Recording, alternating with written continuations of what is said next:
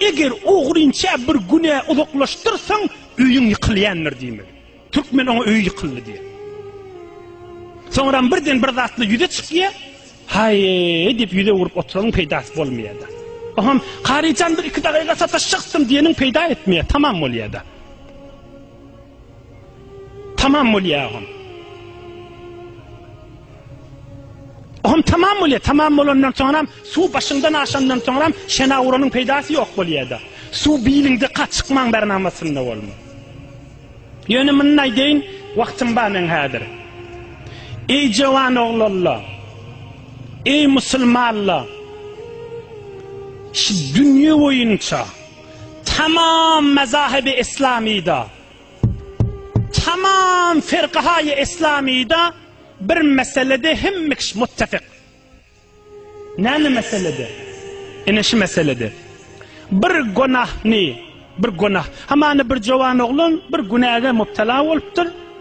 Oham şişt özyanın ne? Minnettir kesben. Men şun etbercek diye. Merde meydan moliye, Hudaya yalvarıya, Hudaya men şun etbercek diye. Tarafında yüzüne kalmaya. Şunu etberse mi? Yüzgüdük hacı tıkkılının şun soğabı kanna. Yüzgüdük Kur'an hatmedeninin şun soğabı kanna. Yüzgüdük hatme şirket edeninin yan günahın etberinin soğabı kanna. Yüzgüdük sadaka verenin yankı günahın etberinin soğabı kanna. Men şirketime tamamı firqahay-i İslami muttefektir. Kaygısız aydı verin. Men şun kaygısız aydı yanına.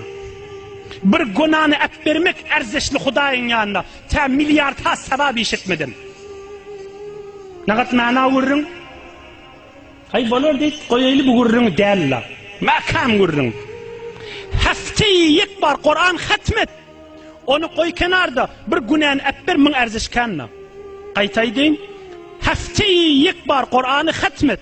Şun soğabını bir yerde koy. Emme bir öğrenişin günahın ba. Men Huday için şun etbercek değil. Şunu etber min soğabı ondan kanına. İnni kalıptır mana ve sana da. Şu üründe içerik düşündürüp hanıvada terbiyet vermeli. Bir gelin, kıydı olun gelin molunun, gelin bulmaka zihnini bağ olmuş. Adamsının oğrunca bir iş etmelilerliği. Din anasından oğrunca bir iş etmelilerliği. Zat taçağın başında olsun deyip. Odul terbiyetine bağ olsun. Ama bir gelin başlayan ay diyen, şu vakti eşte fikretmeyen beyin rahati tesir alsın. Ne deyip odul terbiyetine yok da. Ya gülüpse var. Gülmese de bilmen şık olur, ya da zat tapmasa ahunun ödünü dille verir. Neyme şu kebi kulak atmayacak oluyor da. O da terbiyete salmalı. Bir nekçe zat ba, tribunun elinden geliyor. Bir nekçe zat ba, tribunun elinden gelmiyor. Yankıda tribunun elinden gelmiyor. Öyde terbiyet verilmeli. Can oğlum, can kıydım deyip aytmalı.